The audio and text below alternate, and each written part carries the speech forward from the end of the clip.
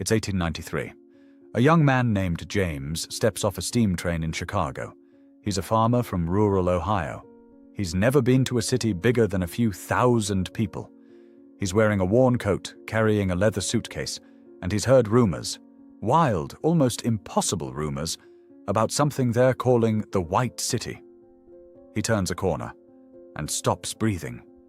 In front of him stands a palace, not a building. A palace. Marble columns 4 stories tall, golden domes catching the morning sun, reflecting pools stretching for half a mile, electric lights, millions of them, shimmering like captured stars over a perfectly engineered lagoon. And the scale of it. My God, the scale!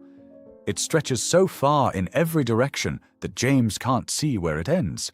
He asks a man standing next to him, "How long did it take to build all of this?" The man shrugs. They say about 2 years. James looks at those columns again, at those foundations, at the precision of every carved stone. And something in his gut, something animal and instinctive, tells him that answer is wrong. He just doesn't know how wrong yet. That feeling James had in 1893, that quiet, stomach-dropping suspicion that something doesn't add up. That's exactly where we're starting today.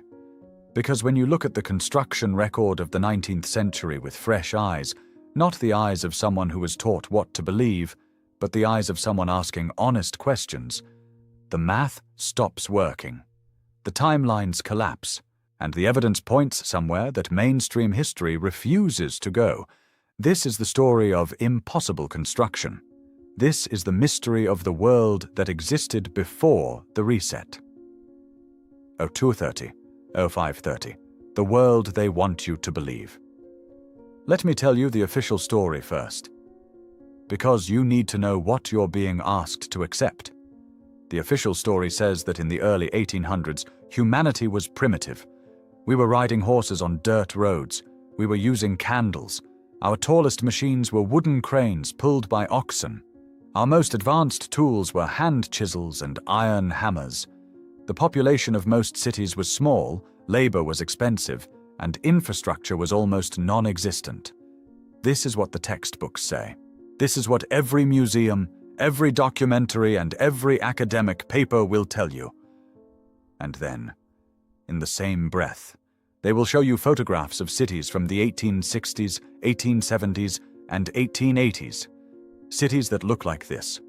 Stone buildings 8 stories tall with hand-carved facades, so detailed that a modern laser cutter couldn't replicate them. Domes of cast iron and copper spanning over 300 feet. Grand staircases made of single-piece marble slabs weighing 40 tons. Sewer systems underneath cities like Paris and Boston that stretch for hundreds of miles, built with Roman-level precision. They want you to hold both of those things in your head at the same time. Primitive tools, impossible buildings, and they want you to nod. But here's what happens the moment you actually try to do the math. To build the United States Capitol building, officially constructed between 1793 and 1800, workers would have needed to quarry, transport, and precisely place tens of thousands of tons of sandstone, marble, and granite. With no power tools, no trucks, no concrete mixers, on muddy, unpaved roads in a country that had just been founded, with a total population smaller than modern-day Tucson, Arizona. Engineers today have been asked, could you replicate these buildings with only the technology available in the 1800s? The honest answer from serious structural engineers is almost always the same. Not in those timelines. Not with those labor forces, not in that era. So where did these buildings come from? Go back to Chicago. 1893. The official story of the World's Columbian Exposition is one of the most audacious things ever presented to the public as fact.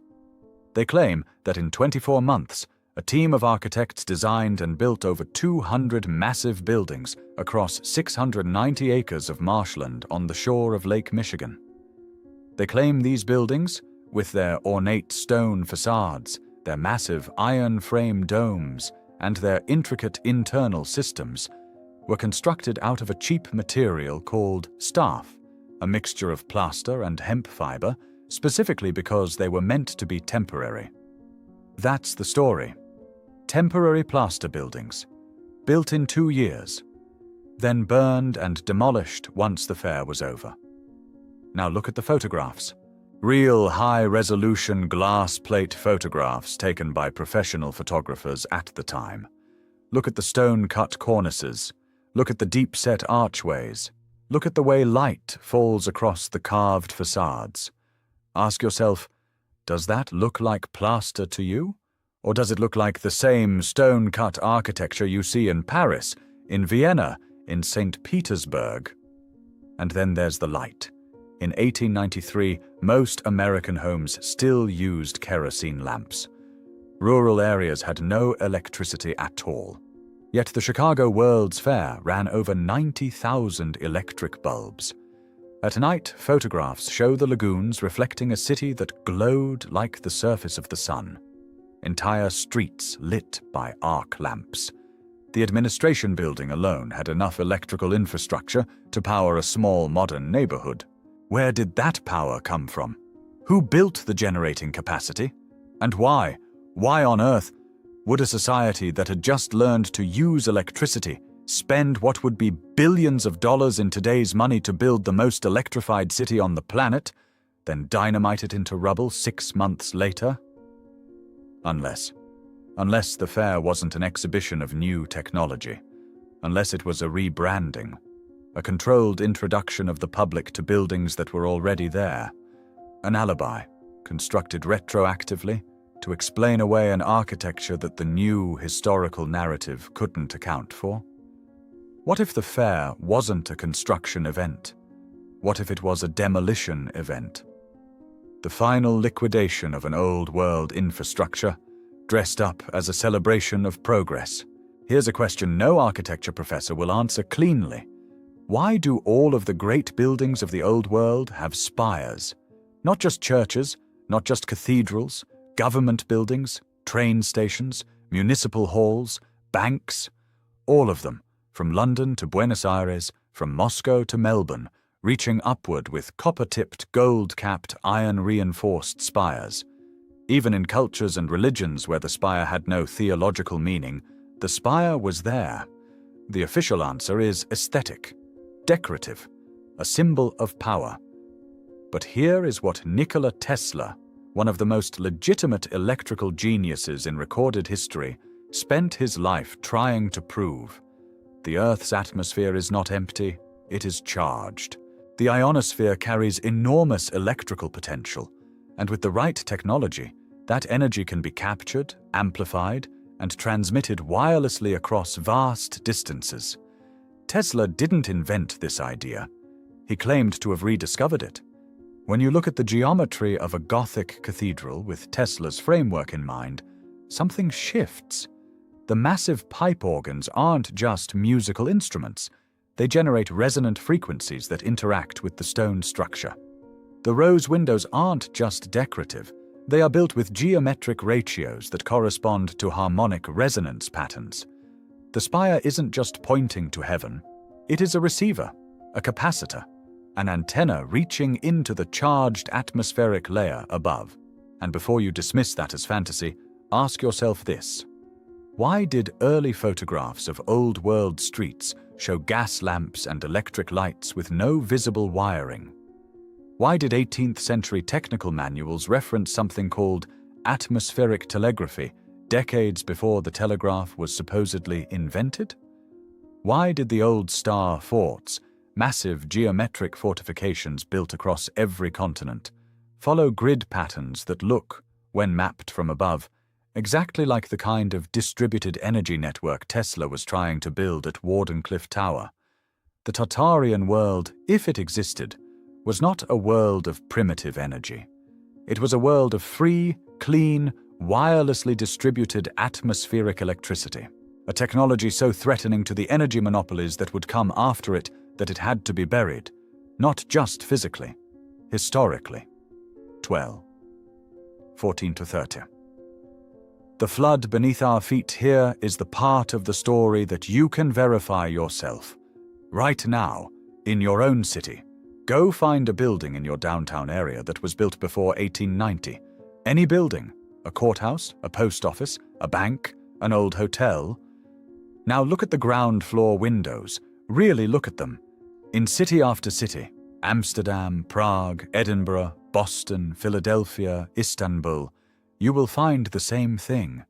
First-floor windows that begin below the current street level. Grand arched doorways that are half buried. Decorative stonework on what is technically a basement level. Windows that were clearly designed to let in natural daylight, now looking directly into the sidewalk. Mainstream architects have three explanations for this. 1. Light wells for ventilation. 2. Coal delivery access. 3. Architectural fashion of the era. But none of those explanations hold up when you look at the scale of the phenomenon. These aren't a few buildings in one city. This pattern exists on every inhabited continent, in cities built by completely different cultures, in different centuries, using different styles. The mudflood hypothesis says something happened. A massive, rapid global geological event, a wave or surge of water and silt and debris, swept across the populated world in the mid-1800s. It moved fast enough to bury the lower floors of entire cities before the population could respond. When survivors emerged, they didn't rebuild from scratch. They excavated the upper floors of existing structures and called them the new ground floor. They built new streets over the buried ones, and over time, the buried level became the basement, the coal cellar, the forgotten subfloor that nobody asks questions about. This is why, when cities like Chicago and Boston did excavation work in the late 1800s, workers kept finding intact streets, intact infrastructure, and occasionally intact rooms, perfectly preserved beneath the current road level. This is why old city sewer systems are often larger and more sophisticated than what was supposedly built above them. Because the sewer system wasn't built to serve the current street, it was built to serve the street underneath it. And then came the fires.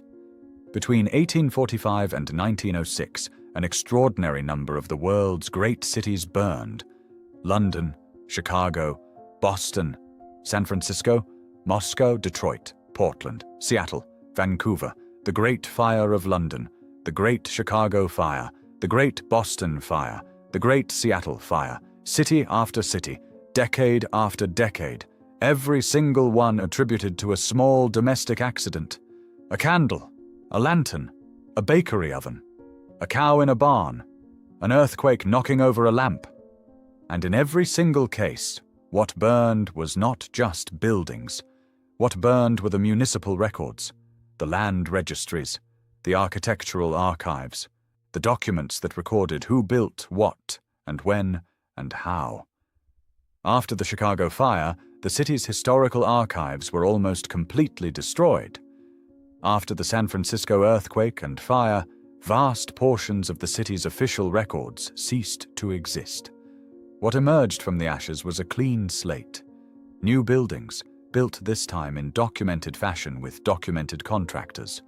New archives, starting from the date of the fire. New textbooks for the new schools teaching the new children a new history. Speaking of children, in the decades following these great resets, the United States and Australia saw something called the orphan train movement. Tens of thousands of children with no documented family history, no recorded parents, no clear origin, were shipped by rail and by sea to rural communities across both continents. They were placed in state-run institutions. They were given new names. They were educated with new curricula. They grew up knowing only what the new system wanted them to know. Who were those children? Where did they actually come from? And whose children had they been in the world that was erased? Here's where the story enters our time. In the last 10 years, a remote sensing technology called LiDAR, light detection and ranging, has changed archaeology forever. It works by firing millions of laser pulses from an aircraft and measuring how they bounce back. It sees through vegetation, through soil, through sand. And what it has found, hiding beneath the surface of this planet, has quietly, systematically dismantled the mainstream timeline. In Cambodia, LiDAR revealed that Angkor Wat was the center of a city larger than modern Los Angeles, a city with roads, hydraulic systems, and urban planning that would be impressive today. In Mexico, LiDAR found that the Maya civilization was 4 to 5 times larger than previously believed, with interconnected cities and agricultural infrastructure of staggering sophistication. In Antarctica, ground-penetrating radar has revealed geometric formations beneath the ice sheet, formations that look disturbingly regular, disturbingly constructed. And in North America, in the Amazon, in Central Asia, everywhere that researchers are looking beneath the surface, they are finding the same thing: evidence of civilizations that don't fit the timeline, civilizations that were large, sophisticated, and connected, civilizations that appear in the geological record to have ended suddenly, not declined, not migrated, ended. The question isn't whether these civilizations existed. The question is why the official story of human history has worked so hard to pretend they didn't. James, the farmer from Ohio, standing in front of the White City in 1893, he didn't know the word Tartaria. He didn't have access to historical archives or LiDAR scans or Tesla's notebooks. But standing in front of those impossible buildings, something in him recognized the truth before his mind could form the words. We are not the pinnacle of human civilization. We are the survivors of a previous one. The buildings are still standing in our cities. The spires are still there. The buried floors are still beneath our feet. The geometry of the star forts still maps onto a global grid if you know how to look. The evidence was never destroyed. It was just reframed, renamed, reclassified as decorative, as coincidental, as the impressive but explicable work of our primitive ancestors. But the cracks are showing, and the more people who stop accepting the frame and start looking at the picture, the harder it becomes to maintain the illusion. We are a species with amnesia, but amnesia is not permanent. You wake up from it one memory at a time, one question at a time, one building at a time. If this video opened something in you, that same quiet, stomach-dropping suspicion that James felt standing in Chicago, then you already know the next step.